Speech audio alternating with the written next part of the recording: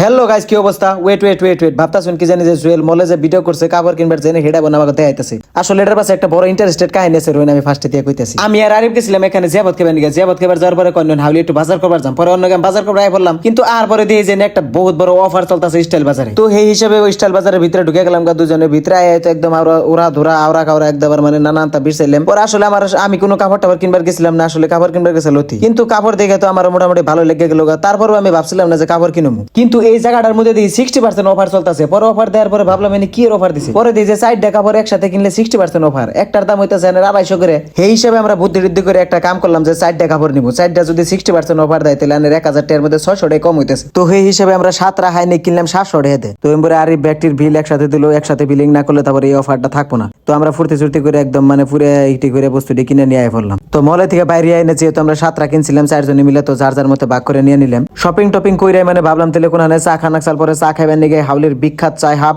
তো চার দোকানে আয় বললাম এনে চা খাইবার নিগে। তো চা খাইবার বই এনে আমার একটা বস্তু খুবই ভালো লাগছে সাহেবের মধ্যে। তো সাহেবের ডেকোরেশনটা জাস্ট একদম মানে ওয়াও। আর এই যে উপরে যে ভূতের নাগাল করে দিয়ে এই বস্তুটা দেখে আমার মানে খুবই ভালো লাগছে। তো বইয়ে থাকতে থাকতে আরিফরে কিছু ফটো ছড়া উড়িয়ে দিলাম। তো ফটো উড়াইতে এমবরে আমরা ওয়েট করতে করতে দিয়ে চা আয়া পড়লো। এই মোটকা চা দেখে তো জিবলে লুব লেগে গেল গা দেখে দিলাম কইসু মুখে দিয়ে চা শেষ।